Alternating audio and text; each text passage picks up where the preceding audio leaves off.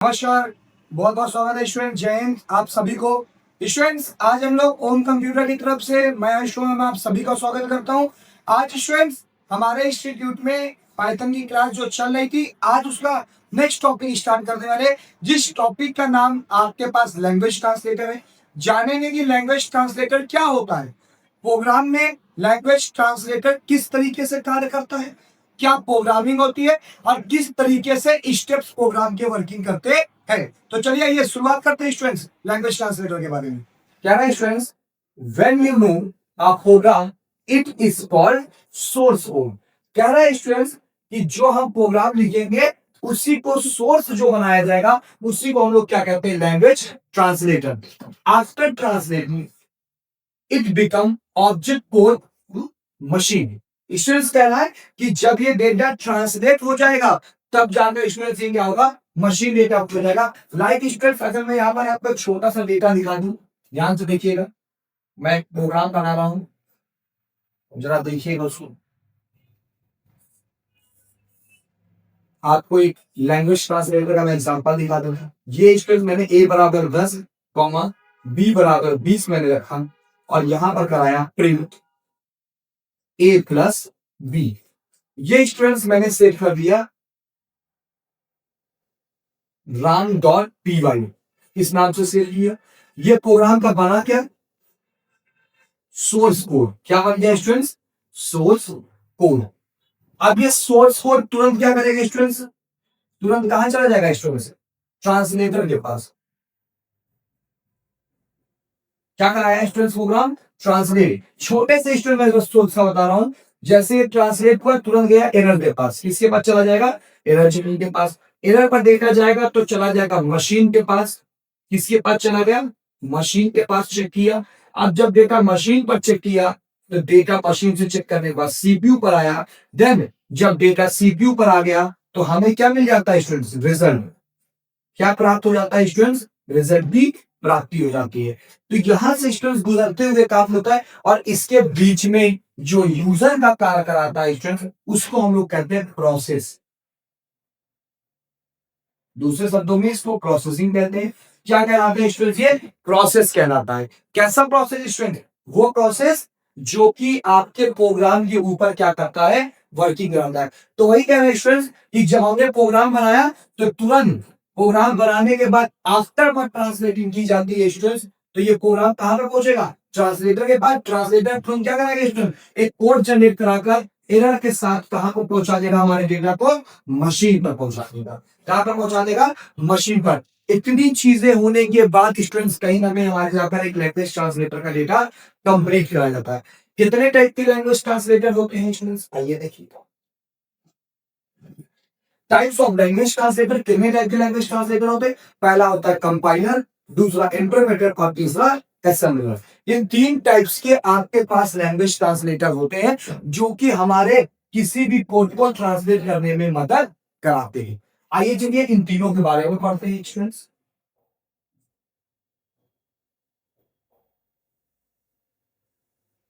सबसे पहले स्टूडेंट हमारे पास आएगा कंपाइलर। क्या आएगा स्टूडेंट्स, कंपाइलर। क्या है students compiler, a compiler is the program that translates that high level program into machine and runs। क्या है स्टूडेंट्स कि एक ऐसा प्रोग्राम जो कि हाई लेवल पर बना हुआ रहेगा, एक ऐसा प्रोग्राम जिसको ट्रांसलेट कराएगा हाई लेवल के प्रोग्राम में एक ही समय पर।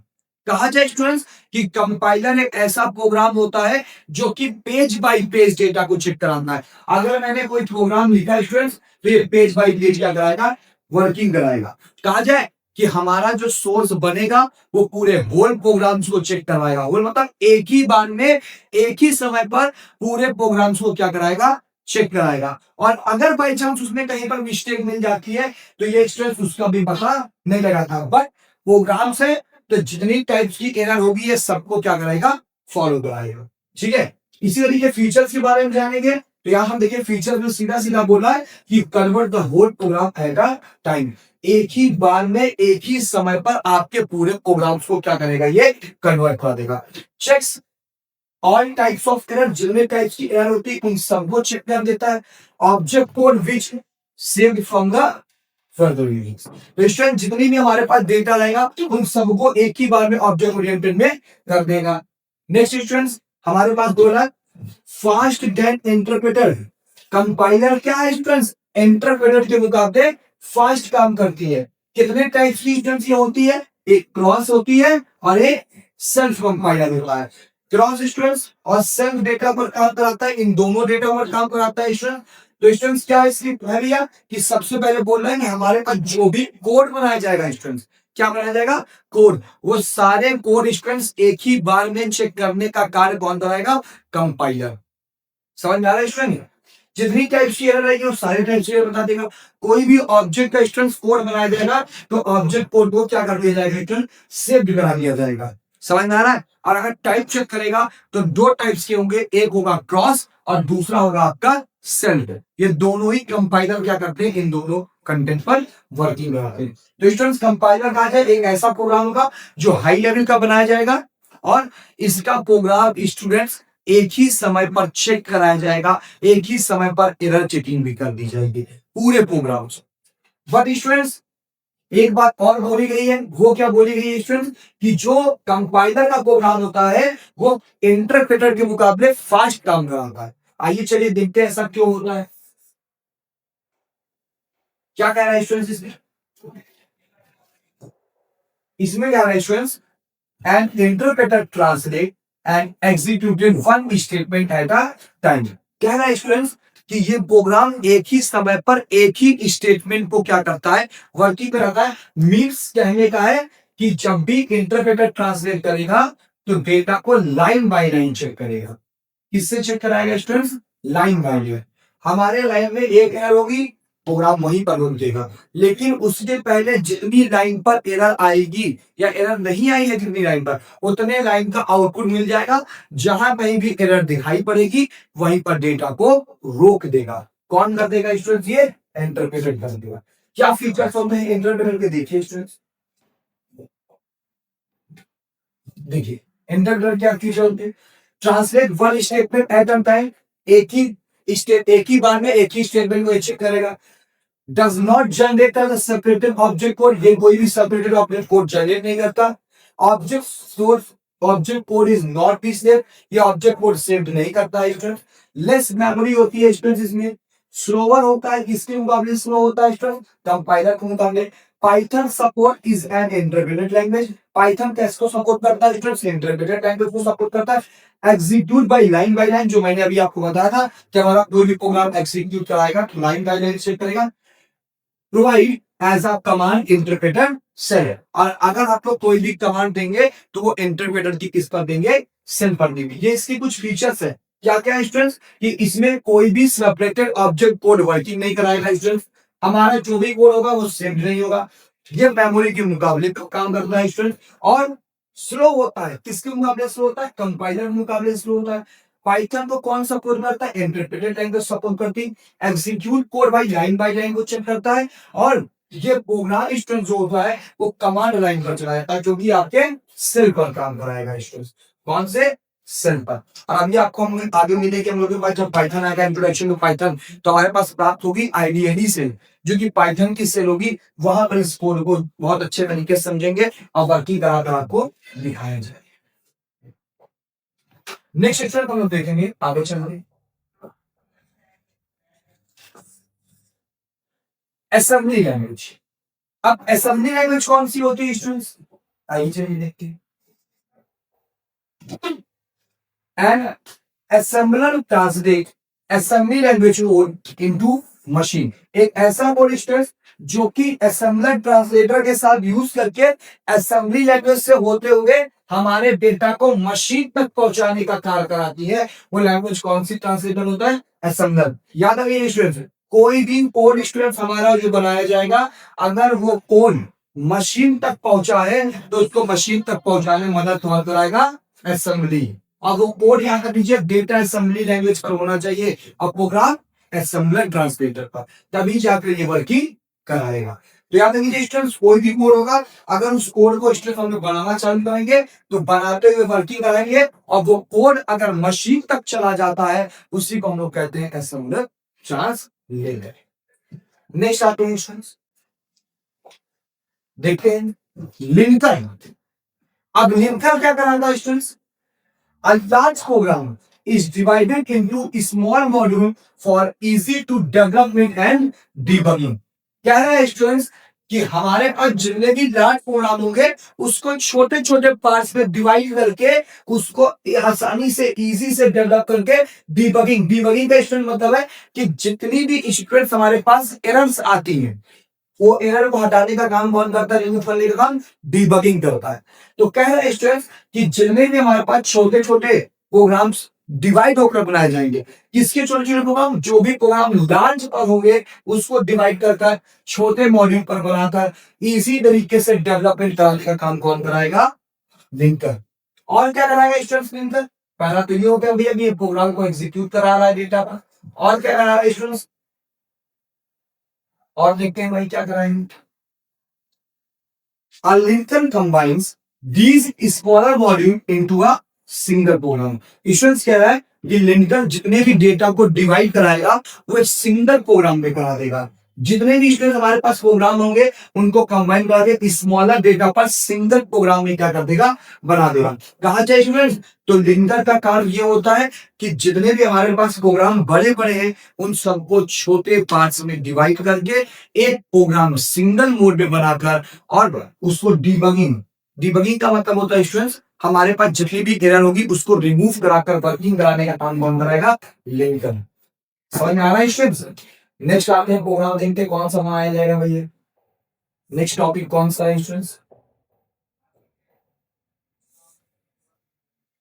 लोडर। कौन सा प्रोग्राम है स्टूडेंट्स? लोडर। अब लोडर क्या कह रहा है स्टूडेंट्स? आइए देखिए लोडर देखते हैं।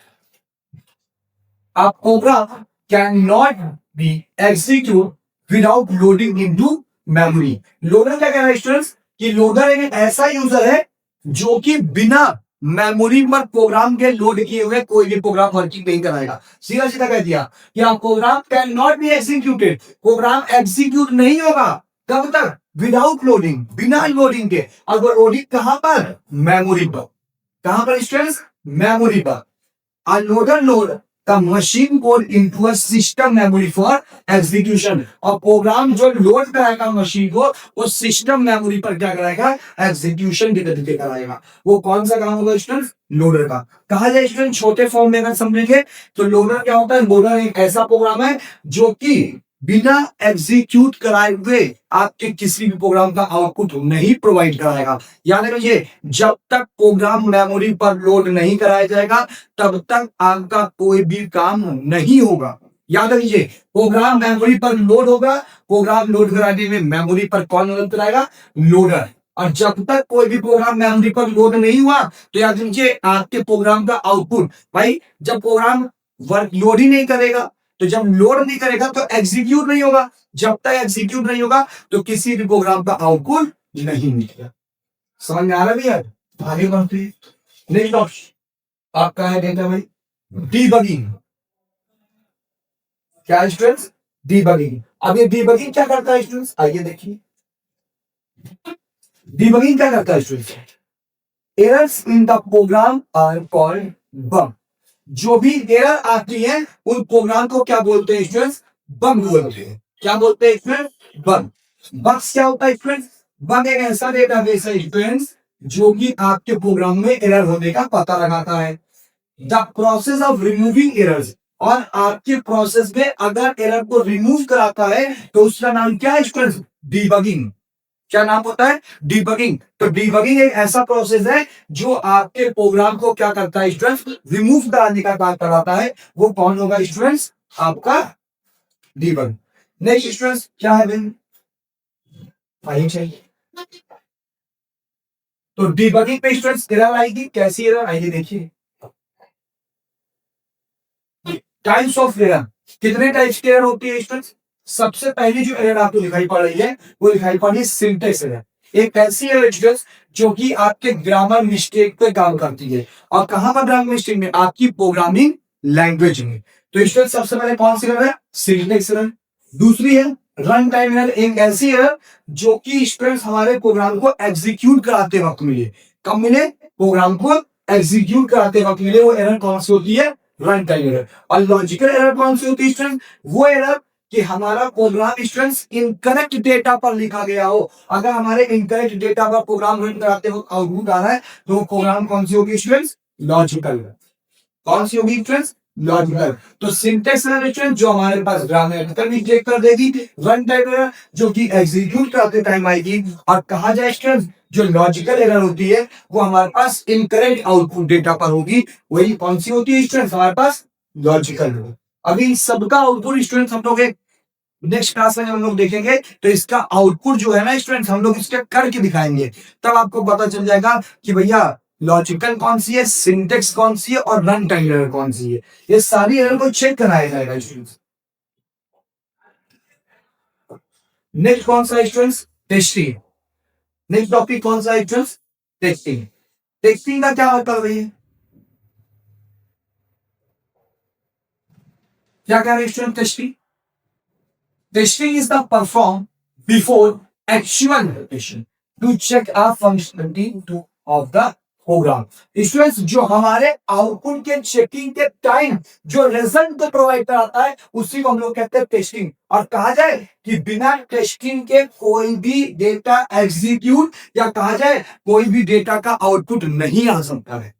याद रखिए अगर डेटा पर टेस्टिंग कराई जा रही है तो टेस्टिंग एक ऐसा प्रोसेस है या एक ऐसा एग्जीक्यूशन पॉइंट है जो कि हमारे प्रोग्राम को बनाते वक्त जब उसकी पूरी प्रक्रिया हो जाती है इसके फंक्शनलिटी में, तब जाकर जो डेटा लोड होता है और जिसके जरिए से आउटपुट प्रोवाइड होता है उसी को हम लोग कहते हैं क्या? टेस्टिंग। और टेस्टिंग जब तक टेस्टिंग पर वर्किंग कराई जा रही है और टेस्टिंग कराते वक्त अगर कोई एरर हमारे पास आ गई तो याद रखिए फिर भी प्रोग्राम एग्जीक्यूट नहीं होगा। टेस्टिंग तब तक वर्किंग करती रहेगी, तब तक काम करती रहेगी जब तक आपका प्रोग्राम करेक्ट नहीं हो जाता, अब करेक्ट होकर एग्जीक्यूट नहीं हो जाता, तब तक टेस्टिंग हमारे पास कार्य करती रहेगी। समझ में आया स्टूडेंट्स? कितने टाइप की टेस्टिंग होती है? तो अगर टाइप्स ऑफ टेस्टिंग के बारे में जानेंगे तो एक ब्लैक बॉक्स टेस्टिंग होती है और एक व्हाइट बॉक्स टेस्टिंग होती है। नेक्स्ट स्टूडेंट जो हमारे पास टॉपिक्स आएगा वो टॉपिक आएगा डॉक्यूमेंटेशन आपका आएगा। ये हमारे डेटा का लास्ट टॉपिक होगा डॉक्यूमेंटेशन।